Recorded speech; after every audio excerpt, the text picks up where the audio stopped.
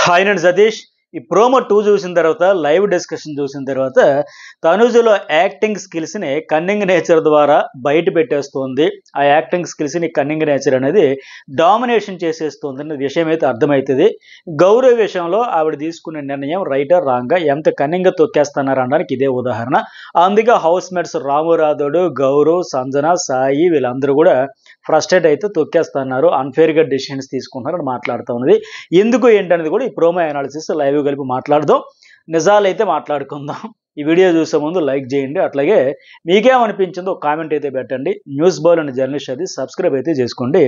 ఇక సుమన్ శెట్టి ఫన్నీగా సంజనాతో మాట్లాడుతున్నాడు కదా, మీరు రెబల్ అనుకుంటున్నారు, ఒకరు ఉన్నారు అని చెప్పేసి ఎంతసేపు సుమన్ శెట్టి అయితే ఈ టాస్క్ని ఆయన ఇచ్చిన సీక్రెట్ టాస్క్లు కంప్లీట్ చేయడంలో అలసత్వం వహించిన ఈ యాక్టింగ్ స్కిల్స్తో మాత్రం బాగా మేనేజ్ చేస్తున్నాడు. ఆయన మీద డౌట్ రాకుండా తిరిగి అవతల వాళ్ళనే అనుమానించేలాగా వాళ్ళకు కూడా నిజమేనా మేమేనా ఒకవేళ రెబల్ అనే స్థాయిలో పర్ఫార్మెన్స్ అయితే చేసేస్తా ఉన్నాడు. సంజన కూడా ఈ టాస్క్ అలా ఉందన్న లాస్ట్లో మళ్ళీ సంజనకు మబ్బులు వీడిపోతాయి. ఆ రోజు కూడా ఆవిడ మనీ బ్యాగ్ ఇతడే లేపేశాడు దొంగల టాస్క్లో. ఇప్పుడు కూడా మళ్ళీ వచ్చి అసలు నా మీద ఏమాత్రం మీరు అనుమానం చక్కర్లేని స్థాయిలో ప్రదర్శిస్తున్నట్టు పర్ఫార్మెన్స్ బాగా చేశాడు. యాక్టింగ్ స్కిల్స్ వరకు అయితే ఇరగొట్టేసాడని చెప్పాలి.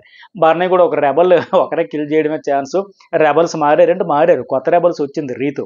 కానీ వీళ్ళ దివ్య ప్లస్ ఇతడు ఏం పేరు సుమన్, ఆయన కూడా గ్యాస్ చేయలేకపోతున్నాడు. అట్లాగే ఇక్కడ ఇమాన్యుయల్ వాళ్ళతో కూడా వచ్చి అక్కడ కూడా చెబుతుండే కదా, నేను ఎందుకు కాకూడదు, మన యాక్టింగ్ మీకు తెలుసు కదా, నిజంగా బాగా నటిస్తున్నాడు. నటన వరకు అయితే జీవిస్తున్నాడని చెప్పాలి.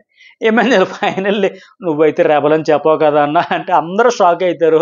ఫైనల్లీ సుమన్ శెట్టి పర్ఫార్మెన్స్కి ఆయన రెబల్ అని తెలిసాక షాక్ అయిపోతారు. కాకపోతే ఇంకో రెబల్ కూడా ఉండడం వల్ల ఈ టాస్క్లు సీక్రెట్ టాస్క్లు కావచ్చు, హైప్ కానీ కన్ఫ్యూజ్ కానీ ఎంత హైప్ అయితే వచ్చింది. ఓన్లీ సుమన్ శెట్టి అయితే టాస్క్లు కంప్లీట్ అవ్వడం కానీ ఇంత కన్ఫ్యూజ్ మోడ్ అయితే ఉండేది కాదు. డెసిషన్స్ కూడా ఎట్లా తీసుకునేవాడు.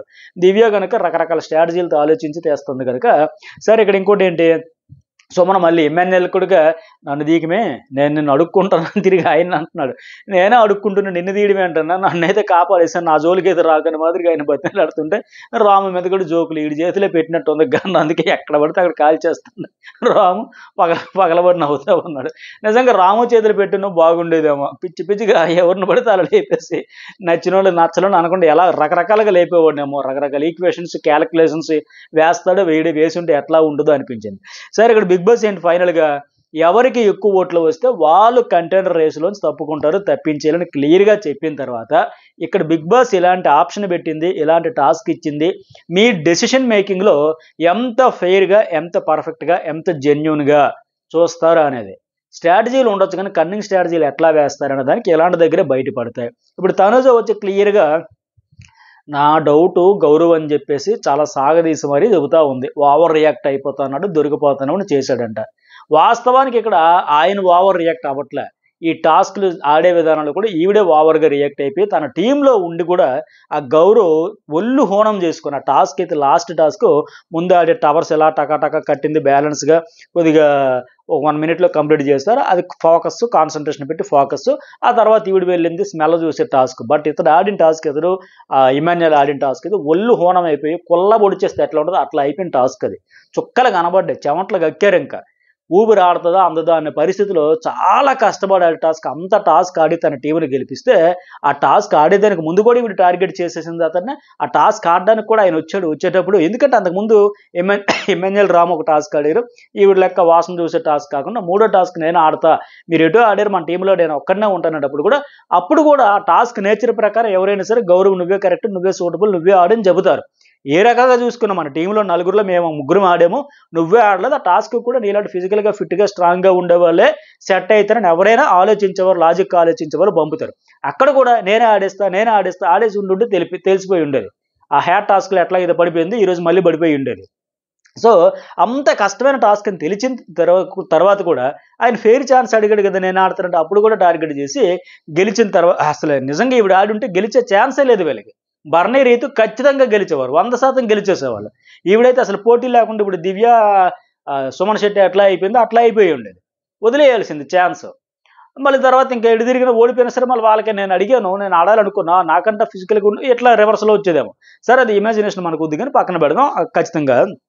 సరే, ఇక్కడ పోనీ గెలిచిన తర్వాత కూడా ఇక్కడ టార్గెట్ చేసేసింది కావాలనే. ఇప్పుడు ఎందుకంటే ఆయన ఆడిన టాస్క్ ప్రాణం పెట్టి ఆడిన టాస్క్. వాటర్ పోసేది ఒక 150 రౌండ్స్ వరకు ఉంటాయి. ఆ వాటర్ ట్రాన్స్ఫర్లో అటు తిరిగి ఇటు తిరిగి వంగి తీసి ఆఖరికి డ్రమ్లో వాటర్ అయిపోతే ఆ స్విమ్మింగ్ పూల్లో వాటర్ తెచ్చుకొని విసురుకుంటూ చేసుకుంటూ అంత దీనిగా ఆడితే ఆయన అంత కష్టపడి ఆడినోడిని గెలిచినోడిని ఇంకొకరైతే ఎవరు కూడా తీయరు.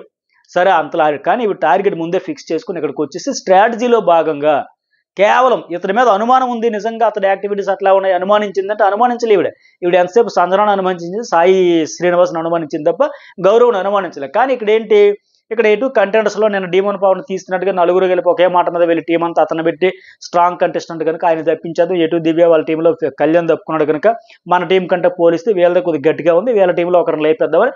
ఓకే, అది స్ట్రాటజీ, తప్పులేదు. బట్ ఇక్కడ కన్నింగ్ స్ట్రాటజీ, ఇది స్ట్రాటజీకి కన్నింగ్ స్ట్రాటజీకి చాలా ఉంది. ఇప్పుడు దివ్య టీంలో ఒక స్ట్రాంగ్ ప్లేయర్ తప్పాడు, కొంత పోటీ తగ్గింది కదా. ఇక వీళ్ళ టీంలో ఒక స్ట్రాంగ్ ప్లేయర్ని తెప్పించాడు, కొంత పోటీ తగ్గుద్ది కదా. అట్లా ఒకే మాట మీద చెప్పి ఆయన తీసేశారు.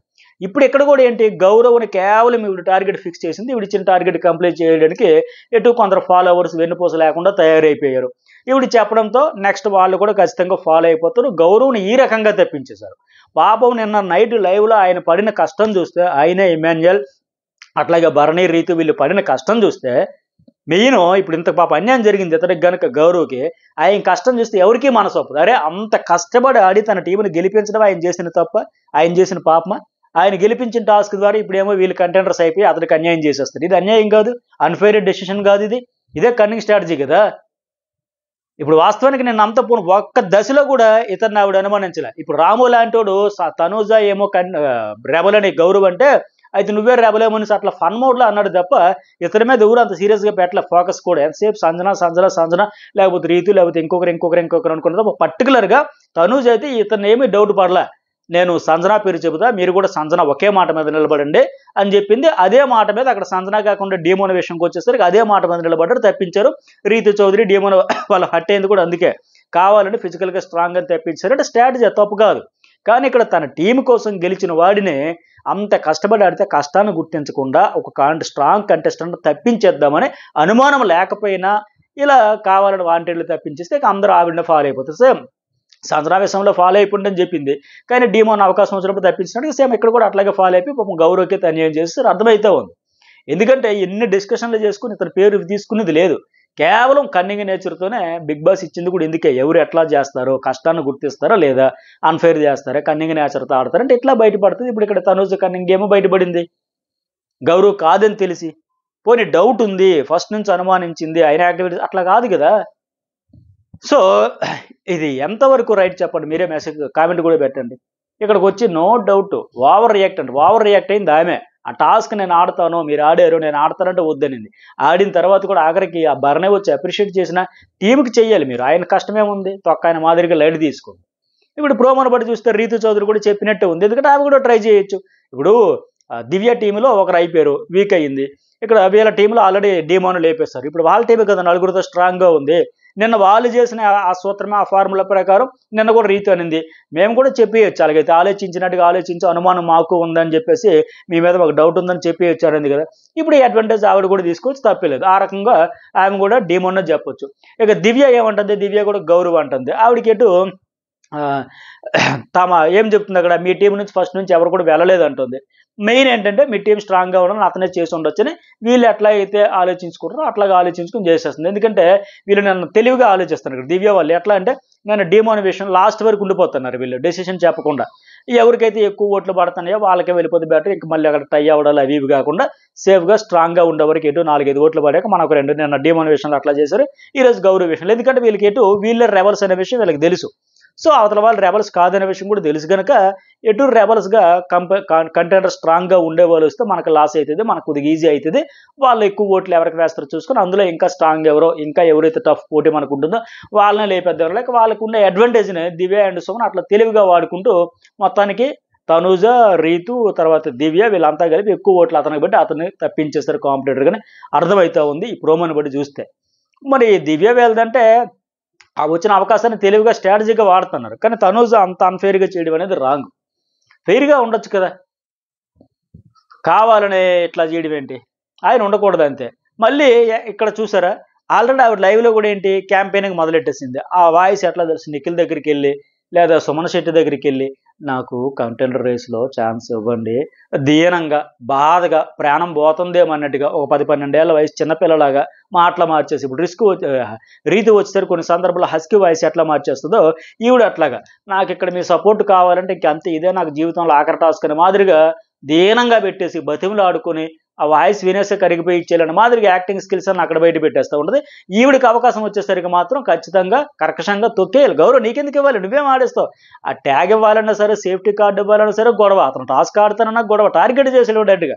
పోనీ టాస్క్ గెలిచిన తర్వాత ఎక్కడ కంటెండర్ రేస్లో ఉండి ఇక్కడ కూడా టార్గెట్. ఒక గౌరవ్ విషయంలో 3 సందర్భాల్లో ఒకే టీంలో ఉండి కూడా ఈవిడే అంత టార్గెట్ చేసేటప్పుడు ఎట్లా ఉంటుంది ఆడియన్స్ చూసే వాళ్ళకి?